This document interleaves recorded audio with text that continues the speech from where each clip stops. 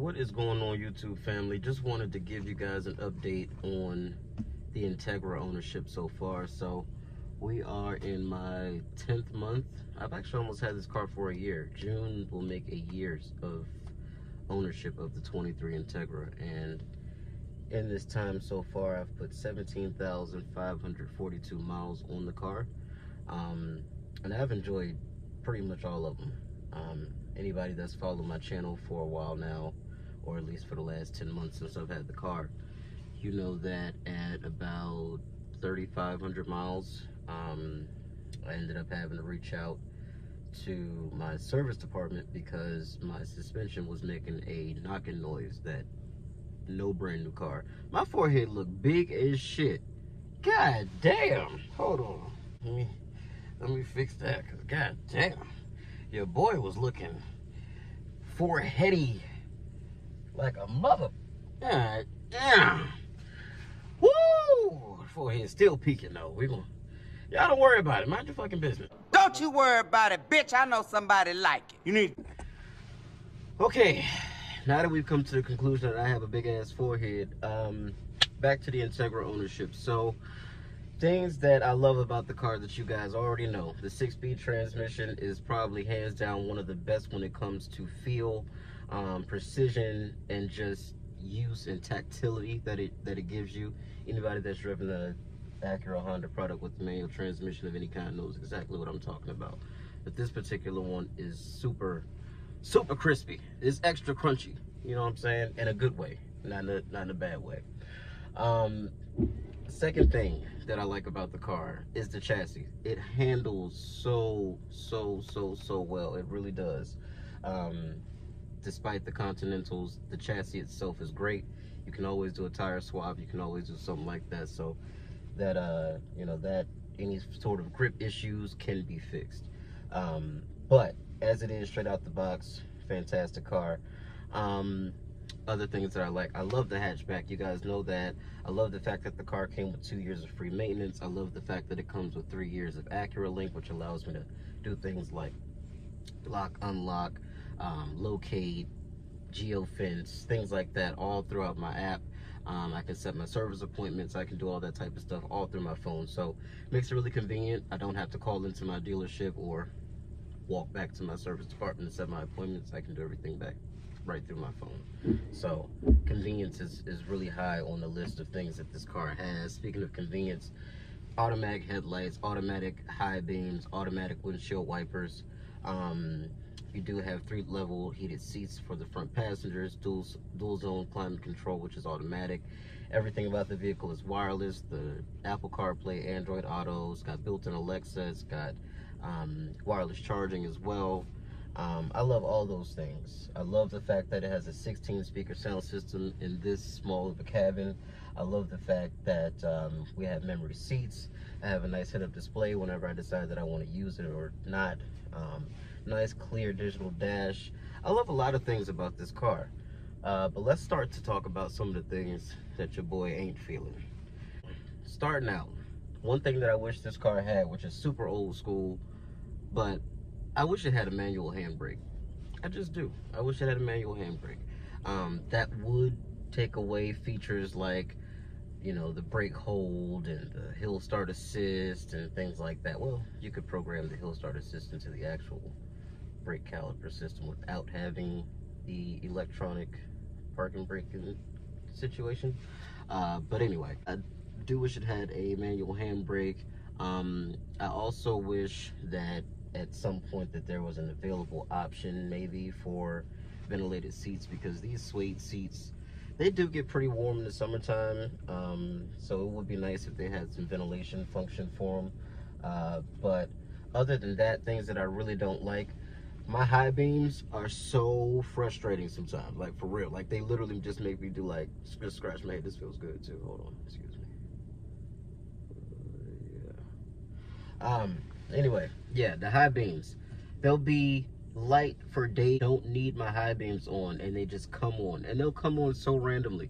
Like if I'm coming up to a stop or intersection or something like that, and there's a car sitting across from me, if I'm pulling up and it thinks that it's too dark, it'll just flash the person in front of me, and the guy's probably like, the hell are you doing? Why are you flashing me? And I'm like, dude, I'm not flashing you. It's the car. It's literally the car.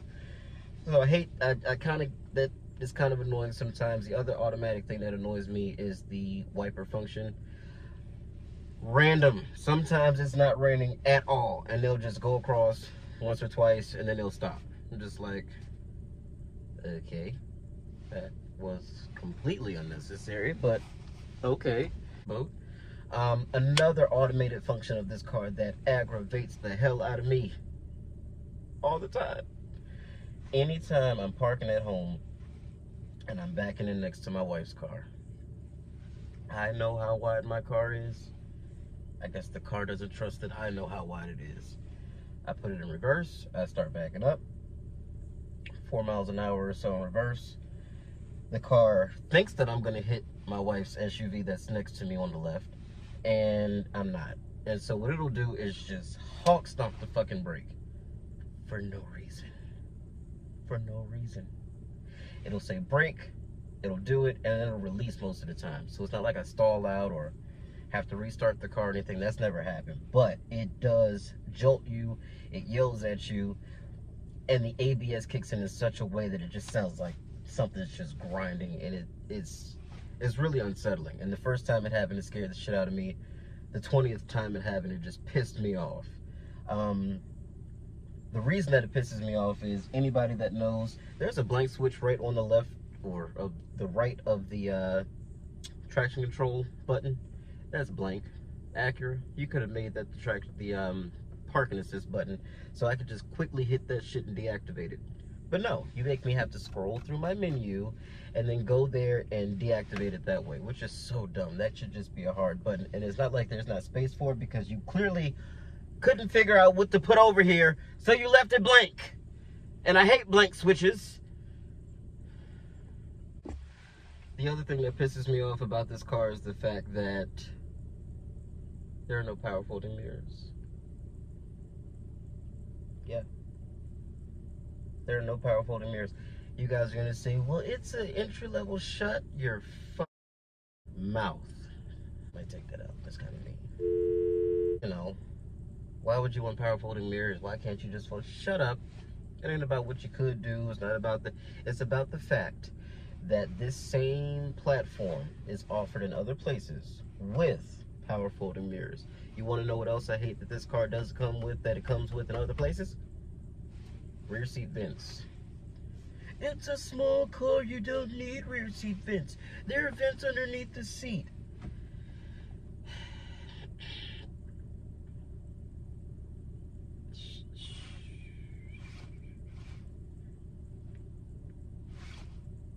Be quiet. I don't give a damn if it was vents coming out the glass in the sunroof. It should have rear seat vents. Okay? All right. I'm not gonna say it again.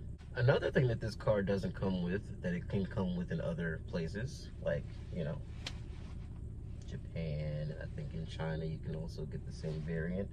It's called a Honda Integra over there, and it's also got a panoramic roof with heated back seats and rear seat vents and power folding mirrors.